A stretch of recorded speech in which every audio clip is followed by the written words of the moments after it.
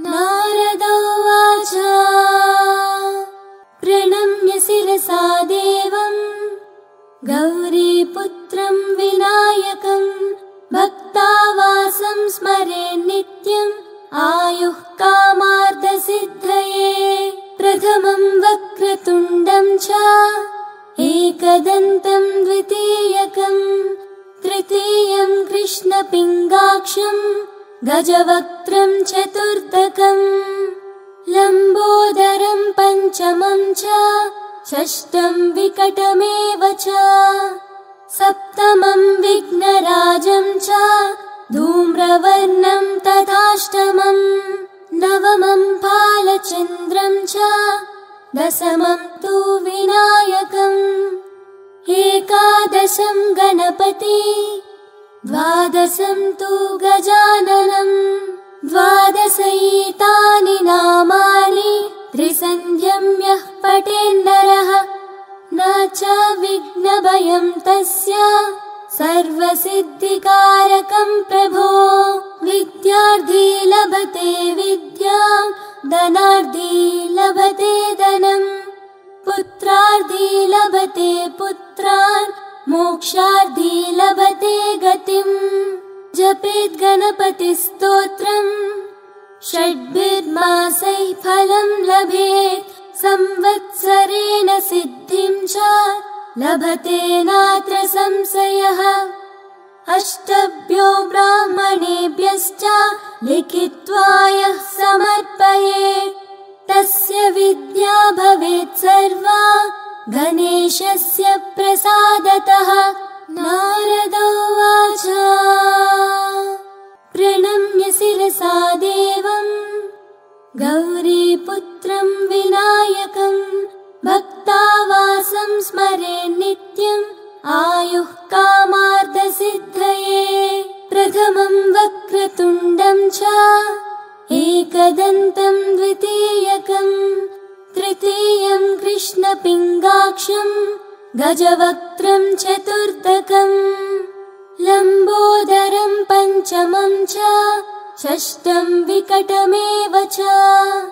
सप्तमं विघ्नराजं च धूम्रवर्णं तथाष्टमं नवमं फालचन्द्रं च दशमं तु विनायकम् एकादशं गणपति द्वादशं तु गजाननम् द्वादशैतानि नामानि त्रिसन्ध्यं यः पठेन्नरः न च विघ्नभयं तस्य सर्वसिद्धिकारकं प्रभो विद्यार्थी लभते विद्यां धनार्थी लभते धनम् पुत्रार्थी लभते पुत्रान् मोक्षार्थी लभते गतिम् जपेत् गणपतिस्तोत्रम् षड्भिर्मासैः फलं लभेत् संवत्सरेण सिद्धिं च लभते नात्र संशयः अष्टभ्यो ब्राह्मणेभ्यश्च लिखित्वा यः समर्पयेत् तस्य विद्या भवेत् सर्वा गणेशस्य प्रसादतः नारद उवाच प्रणम्य शिरसा देवम् गौरीपुत्रं विनायकं भक्तावासं स्मरे नित्यम् आयुः कामार्थसिद्धये प्रथमं वक्रतुण्डं च एकदन्तं द्वितीयकं तृतीयं कृष्णपिङ्गाक्षं गजवक्त्रं चतुर्थकं लम्बोदरं पञ्चमं च षष्ठं विकटमेव च सप्तमं विघ्नराजं च धूम्रवर्णं तथाष्टमं नवमं फालचन्द्रं च दशमं तु विनायकम् एकादशं गणपति द्वादशं तु गजाननम्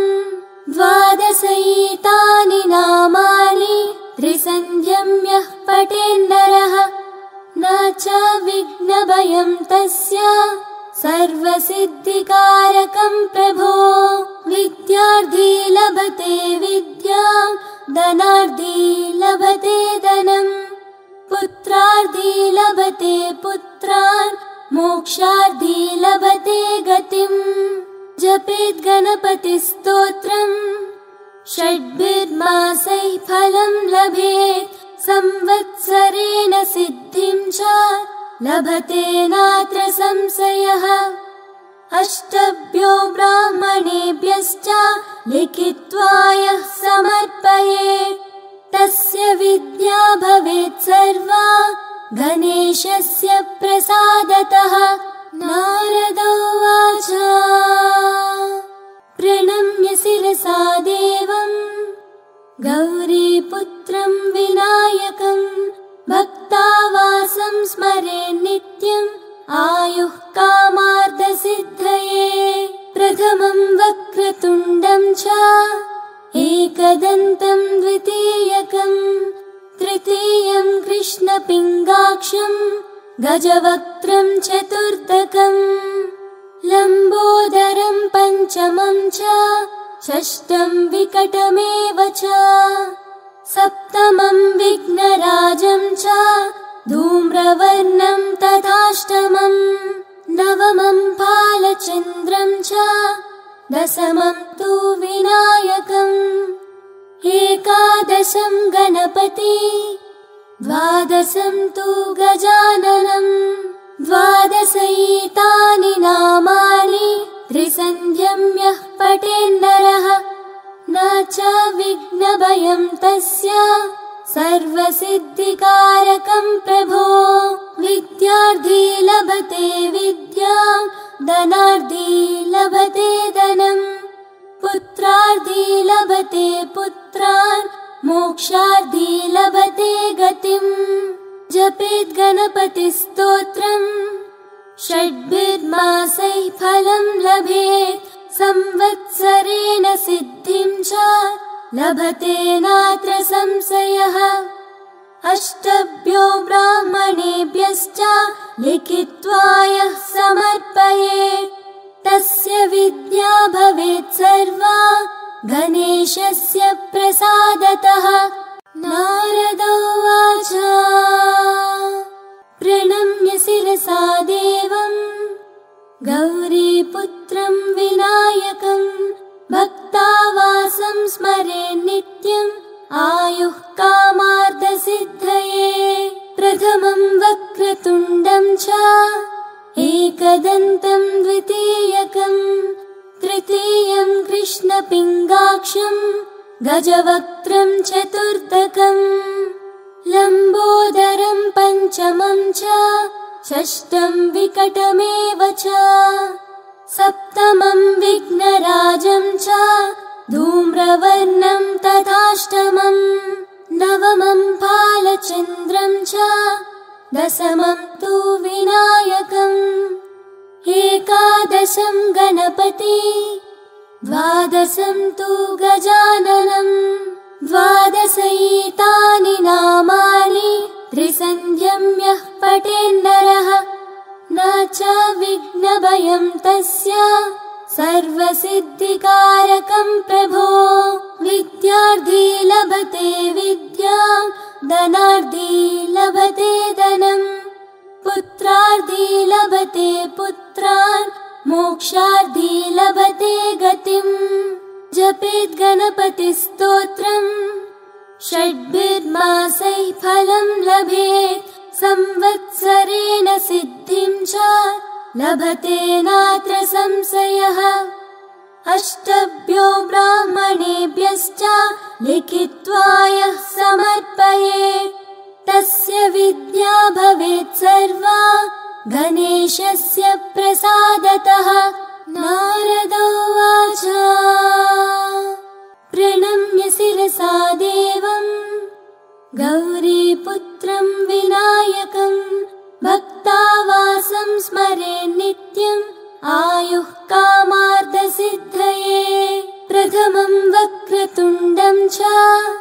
एकदन्तं द्वितीयकं तृतीयं कृष्णपिङ्गाक्षं गजवक्त्रं चतुर्थकं लम्बोदरं पञ्चमं च षष्ठं विकटमेव च सप्तमं विघ्नराजं च धूम्रवर्णं तथाष्टमम् नवमं फालचन्द्रं च दशमं तु विनायकम् एकादशं गणपति द्वादशं तु गजाननम् द्वादशैतानि नामानि त्रिसन्ध्यं यः पठेन्नरः न च विघ्नभयं तस्य सर्वसिद्धिकारकं प्रभो विद्यार्थी लभते विद्यां धनार्थी लभते धनम् पुत्रार्थी लभते पुत्रान् मोक्षार्थी लभते गतिम् जपेत् गणपतिस्तोत्रम् षड्भिर्मासैः फलं लभेत् संवत्सरेण सिद्धिं च लभते नात्र संशयः अष्टभ्यो ब्राह्मणेभ्यश्च लिखित्वा यः समर्पयेत् तस्य विद्या भवेत् सर्वा गणेशस्य प्रसादतः नारद उवाच प्रणम्य शिरसा देवं गौरीपुत्रं विनायकं भक्तावासं स्मरेन् नित्यम् आयुः कामार्थसिद्धये प्रथमं वक्रतुण्डं च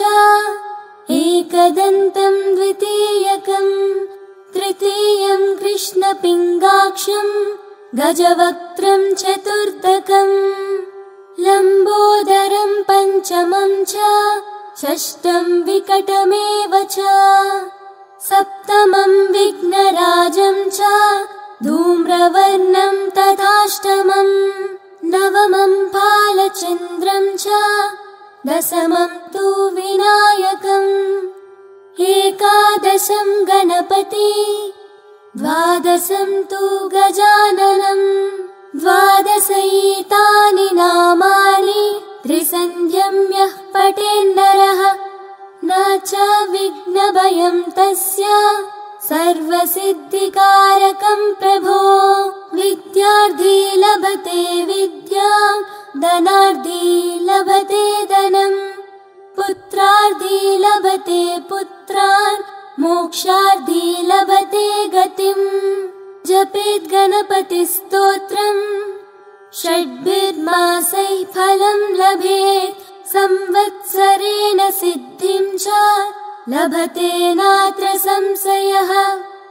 अष्टभ्यो ब्राह्मणेभ्यश्च लिखित्वा यः समर्पयेत् तस्य विद्या भवेत् सर्वा गणेशस्य प्रसादतः नारद उवाच प्रणम्य शिरसा देवं गौरीपुत्रं विनायकं भक्तावासं स्मरेन् नित्यम् आयुः कामार्थसिद्धये प्रथमं वक्रतुण्डं च एकदन्तं द्वितीयकं तृतीयं कृष्णपिङ्गाक्षं गजवक्त्रं चतुर्थकम् लम्बोदरं पञ्चमं च षष्ठं विकटमेव च सप्तमं विघ्नराजं च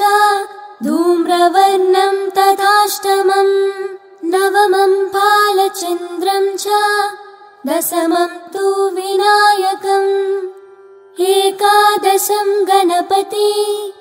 द्वादशं तु गजाननम् द्वादशैतानि नामानि त्रिसन्ध्यं यः पठेन्नरः न च विघ्नभयं तस्य सर्वसिद्धिकारकं प्रभो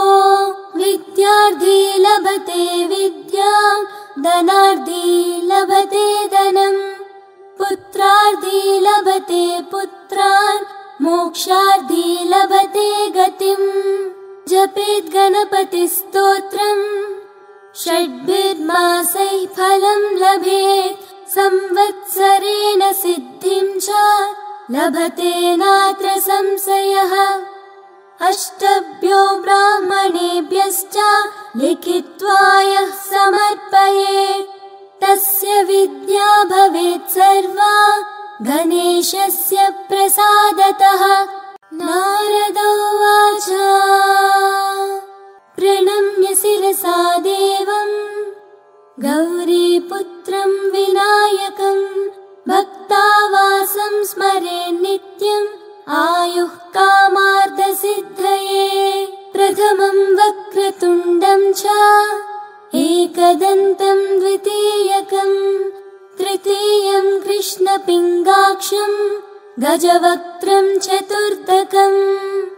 लम्बोदरं पञ्चमं च षष्ठं विकटमेव च सप्तमं विघ्नराजं च धूम्रवर्णं तथाष्टमं नवमं फालचन्द्रं च दशमं तु विनायकम्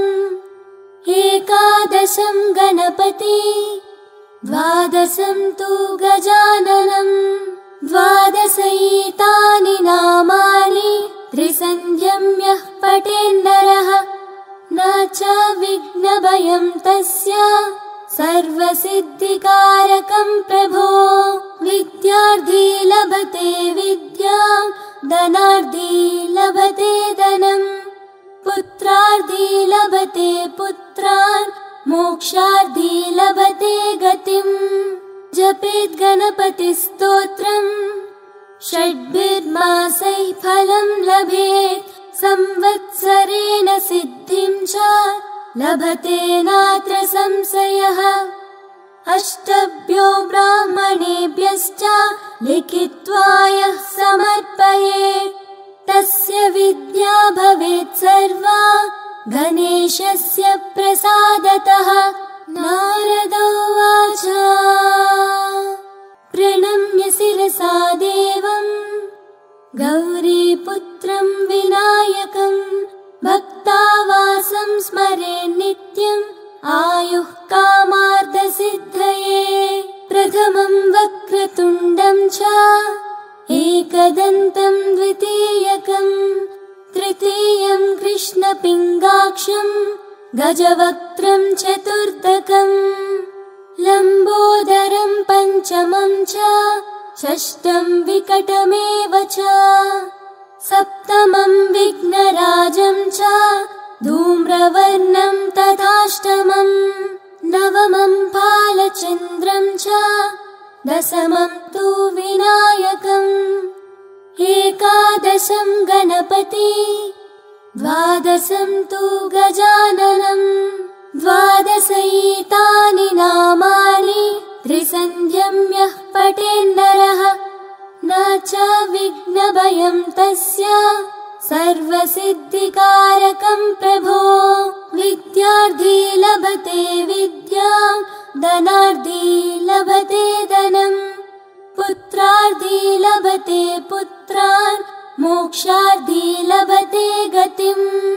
जपेत् गणपतिस्तोत्रम् षड्भिर्मासैः फलं लभेत् संवत्सरेण सिद्धिं च लभते नात्र संशयः। अष्टभ्यो ब्राह्मणेभ्यश्च लिखित्वा यः समर्पयेत् तस्य विद्या भवेत् सर्वा गणेशस्य प्रसादतः। नारद उवाच प्रणम्य शिरसा देवम् गौरीपुत्रं विनायकं भक्तावासं स्मरेन् नित्यम् आयुः कामार्थसिद्धये। प्रथमं वक्रतुण्डं च एकदन्तं द्वितीयकं तृतीयं कृष्णपिङ्गाक्षं गजवक्त्रं चतुर्थकं लम्बोदरं पञ्चमं च षष्ठं विकटमेव च सप्तमं विघ्नराजं च धूम्रवर्णं तथाष्टमं नवमं फालचन्द्रं च दशमं तु विनायकम् एकादशं गणपति द्वादशं तु गजाननं द्वादशैतानि नामानि त्रिसन्ध्यं यः पठेन्नरः न च विघ्नभयं तस्य सर्वसिद्धिकारकं प्रभो। विद्यार्थी लभते विद्यां धनार्थी लभते धनम् पुत्रार्थी लभते पुत्रान् मोक्षार्थी लभते गतिम्। जपेत् गणपतिस्तोत्रम् षड्भिर्मासैः फलं लभेत् संवत्सरेण सिद्धिं च लभते नात्र संशयः। अष्टभ्यो ब्राह्मणेभ्यश्च लिखित्वा यः समर्पयेत् तस्य विद्या भवेत् सर्वा गणेशस्य प्रसादतः। नारद उवाच प्रणम्य शिरसा देवं गौरीपुत्रं विनायकं भक्तावासं स्मरेन् नित्यम् आयुः कामार्थसिद्धये। प्रथमं वक्रतुण्डं च एकदन्तं द्वितीयकं तृतीयं कृष्णपिङ्गाक्षं गजवक्त्रं चतुर्थकं लम्बोदरं पञ्चमं च षष्ठं विकटमेव च सप्तमं विघ्नराजं च धूम्रवर्णं तथाष्टमं नवमं फालचन्द्रं च दशमं तु विनायकम् एकादशं गणपति द्वादशं तु गजाननं द्वादशैतानि नामानि त्रिसन्ध्यं यः पठेन्नरः न च विघ्नभयं तस्य सर्वसिद्धिकारकं प्रभो। विद्यार्थी लभते विद्यां धनार्थी लभते धनम् पुत्रार्थी लभते पुत्रान् मोक्षार्थी लभते गतिम्। जपेत् गणपतिस्तोत्रम् षड्भिर्मासैः फलं लभेत् संवत्सरेण सिद्धिं च लभते नात्र संशयः। अष्टभ्यो ब्राह्मणेभ्यश्च लिखित्वा यः समर्पयेत् तस्य विद्या भवेत् सर्वा गणेशस्य प्रसादतः। नारद उवाच प्रणम्य शिरसा देवं गौरीपुत्रं विनायकं भक्तावासं स्मरेन् नित्यम् आयुः कामार्थसिद्धये। प्रथमं वक्रतुण्डं च एकदन्तं द्वितीयकं तृतीयं कृष्णपिङ्गाक्षं गजवक्त्रं चतुर्थकं लम्बोदरं पञ्चमं च षष्ठं विकटमेव च सप्तमं विघ्नराजं च धूम्रवर्णं तथाष्टमं नवमं फालचन्द्रं च दशमं तु विनायकम् एकादशं गणपति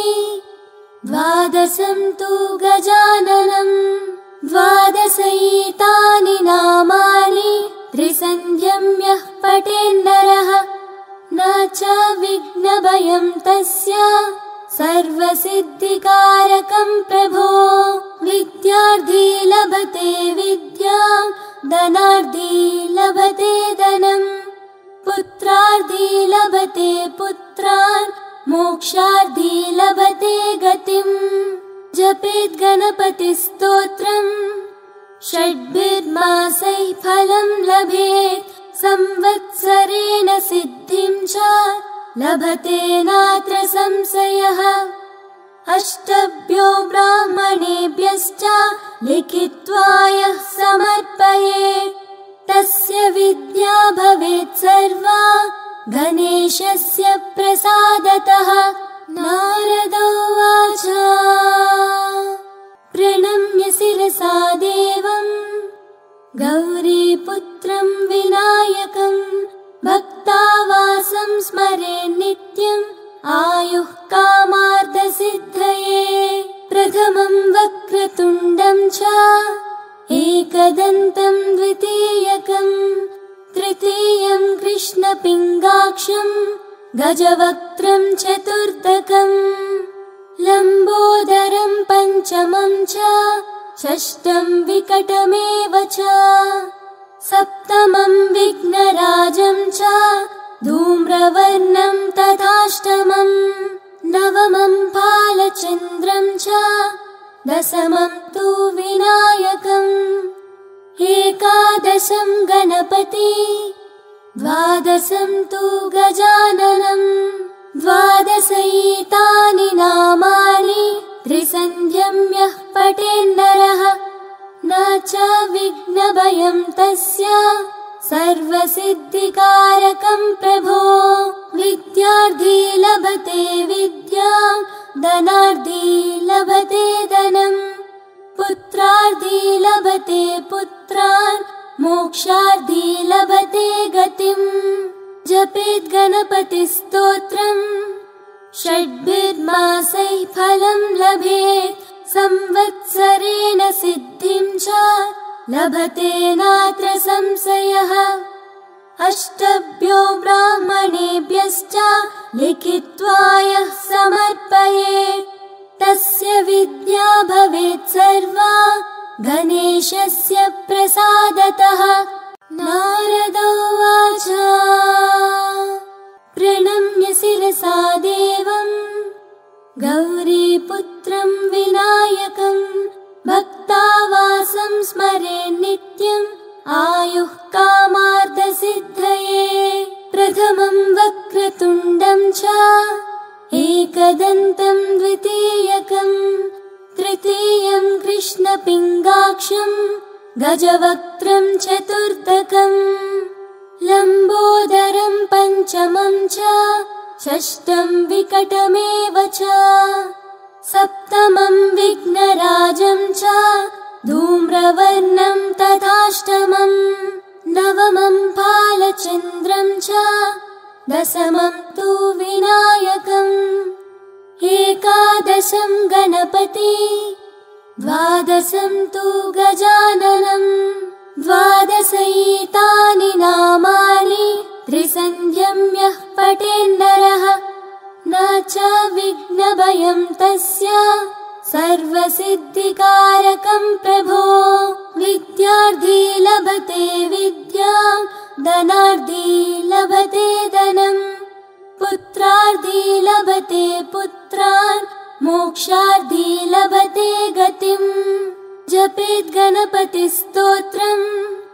षड्भिर्मासैः फलं लभेत् संवत्सरेण सिद्धिं च लभते नात्र संशयः अष्टभ्यो ब्राह्मणेभ्यश्च लिखित्वा यः समर्पयेत् तस्य विद्या भवेत् सर्वा गणेशस्य प्रसादतः नारद उवाच प्रणम्य शिरसा देवं गौरीपुत्रं विनायकं भक्तावासं स्मरेन् नित्यम् आयुः कामार्थसिद्धये प्रथमं वक्रतुण्डं च एकदन्तं द्वितीयकं तृतीयं कृष्णपिङ्गाक्षं गजवक्त्रं चतुर्थकं लम्बोदरं पञ्चमं च षष्ठं विकटमेव च सप्तमं विघ्नराजं च धूम्रवर्णं तथाष्टमं नवमं फालचन्द्रं च दशमं तु विनायकम् एकादशं गणपति द्वादशं तु गजाननं द्वादशैतानि नामानि त्रिसन्ध्यं यः पठेन्नरः न च विघ्नभयं तस्य सर्वसिद्धिकारकं प्रभो